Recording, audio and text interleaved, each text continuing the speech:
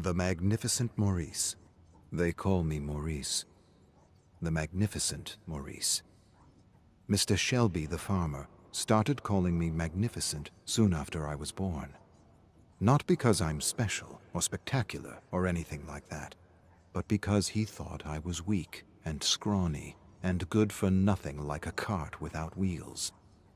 For some reason, he swore to his wife that I was cursed, and that bad things had been happening to him and his farm ever since I arrived. He figured if he called me magnificent, he'd trick some buckethead into buying me at the country fair. I remember figuring I was different than the other colts, not because I made bad things happen, but because I could make things happen. And I could make things happen just by thinking about them. I didn't realize it at first, but anyone who showed interest in buying me and taking me from my home changed their mind because I told them to do so with my thoughts, and with my thoughts alone. I even used my thoughts to convince someone to tell Farmer Shelby what a fine horse I was, and that he should keep me with my family. But that little trick didn't work. Farmer Shelby saw right through the ruse. He somehow suspected I was behind his bad luck in selling me, and he gave me such a lashing every night, yelling at me and calling me a dumb, ill-bred, good-for-nothing animal. Eventually, I didn't have the strength to think anymore. He beat it all out of me. I was in so much pain I could barely stand, and all I could think about was not getting lashed again. But that was okay, because I was so bruised and broken up that no one believed I was magnificent, despite the big red sign above my head. I guess it kind of worked out in that way. At least for a little while. But let's move on from that cloudy moment in my life, and come back to it a little later. What I want to say is I'm old now, and I'm stuck in a faraway world that feels like every scary place I've ever heard about all rolled into one. I have definitely lived and seen and experienced things no horse has ever seen, and I'll tell you, despite all the manure shoveled my way throughout my days, I've only made 1 or 2 friends that have made the suffering bearable. And to be sure, it is one such friend who wants to write the story of my life. She believes that what I have been through and what she has been through could someday help someone going through a similar situation. To be honest, I don't know if all this will be helpful. What I do know is I hadn't talked for like an eternity before I met her, and once we started talking, I just couldn't shut my trap. Kind of like an endless geyser. I guess I didn't realize how much I had to say, or how much I had kept bottled inside, or how much I needed to talk, and that talking alone had lifted such a heaviness from my heart that I felt like I could fly. It's great to have a friend, especially one who doesn't judge or interrupt and who listens with the heart and not the head. A friend who understands you, believes in you, and who calls you magnificent and means it, truly means it. I may not know much, but I know this. One good friend makes all the difference. I ended up in a peculiar circumstance.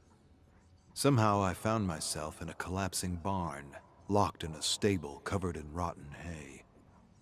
I shared the stable with several other horses, and some crazy pigs and dogs. I was to be the till horse, but I was still too young, and my legs just weren't ready for that kind of work. The farmer used to strap me to this cold metal contraption that dug into my skin, and I'd pull or get beaten or have the dogs unleashed on me. Well, that wasn't so fair. And one dog got real smart with Roy, an old horse with the best jokes you ever heard. And Roy kicked that dog right in the teeth. Shattered them so he couldn't use them against me or any other animal. Even broke his neck bones. Farmer Joe whipped Roy until his arm got tired, and Joe collapsed on account of all the shine he had been guzzling down. Farmer Joe got into a rhubarb over everything, and we all got our share of thrashings. Mean, no-good buckethead, that one. But he got a taste of his own medicine in the end. I was watching the whole thing from a crack in the stable. All I remember is seeing Joe thrashing my friend Betty and screaming at the dogs to help him give her pain. She was tired and cold, and I was thinking that the dogs shouldn't go after Betty, but Joe. And the funny thing was, after I thought that, the dogs did nothing. Absolutely nothing. And he was getting more and more upset. Then he turns his whip on the dogs, and then I did it. I wished one of them dogs would just teach him a lesson. Before I knew what was what, one of the dogs turns on Farmer Joe and bites his leg and rips out a good meaty chunk of flesh. Now Joe yells and shrieks and tries to stand, but the dogs surrounded him and pounced. And the yells and shrieks turned to gurgles, and the gurgles soon turned to silence. Then one of them dogs comes and frees us all. As I made my way outside, I heard a series of gunshots and yelps. Suddenly, all the animals went off in every direction, to the dirt road, to the meadow, to the river, and I galloped off to the forest. I rushed through trees and bramble, and only stopped when I felt I was being followed. That's when I turned to see a litter of pups following me. I told them to scram and go find their mommy. I shooed them away and continued through pools of shadow and light. But every time I glanced back, there they were, stumbling over bushes, logs, or trying to hide from my angry gaze. I told them to quit following me. That was that. And that apparently wasn't that. The pups ignored my every attempt to scare them away and followed me through the woods, across a meadow, and all the way to the edge of a small town. I stood in the darkness, staring at the glowing orange lights in the distance like fireflies. Tired, I laid down, closed my eyes, and tried to forget everything at the farm. Then I started when I felt something small push against my side.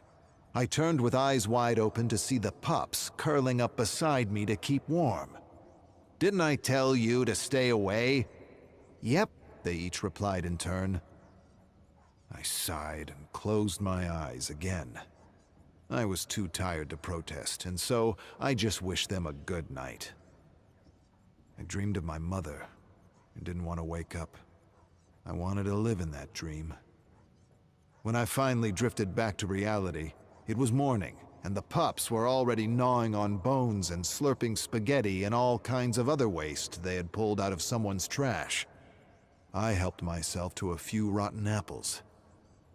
When I was done, I stood and told them quite frankly that I didn't know anything about dogs and that I didn't know what to do with them.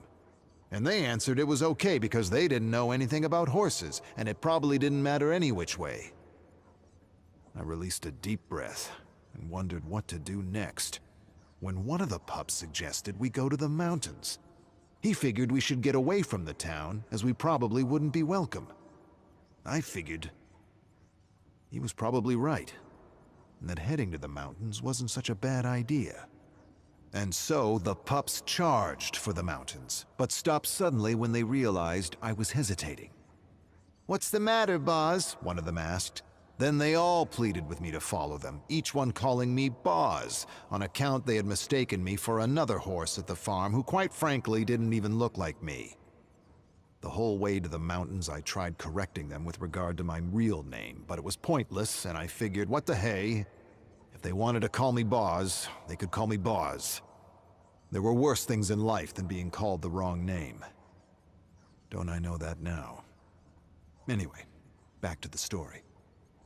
It wasn't long before we were pushing up a mountain when the pups began to talk about their mum, and all at once began to slow down as though they were walking through thick molasses. I didn't say anything, because there is nothing to say when you lose a parent. I just mentioned that their mum and my mum were together now, looking out for us, and that they would want us safe. One by one they agreed, and as we started up again, they told me they hadn't been named, and that their mum was waiting for inspiration. And so I promised I'd name them all when I felt inspired, just like their mum would have wanted. They seemed satisfied with that answer as we climbed up the mountain and approached a cave which seemed to be the perfect place to rest.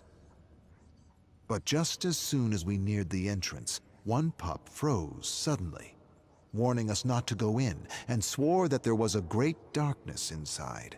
His brothers and sisters laughed and said that of course there was a darkness inside, it was a cave. But he shook his head and said he meant something else. Something evil. Something evil like the old farmer. He then told us a story of men shooting each other up for money and moonshine. Well, despite his warning, I entered the cave, telling the pups to wait for me by the entrance. And just as soon as I stepped into the darkness, there it was. The smell. No, not a smell. A stench.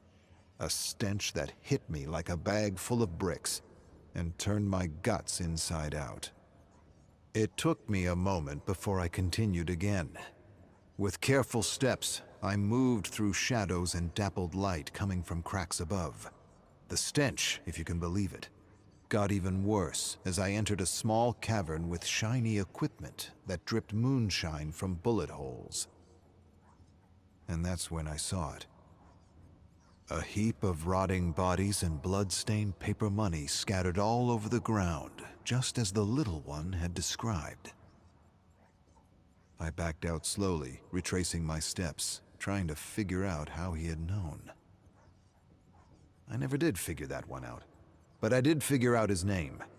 I called him Trouble, not because he was trouble, but because he always knew if we were heading into trouble with his creepy premonitions.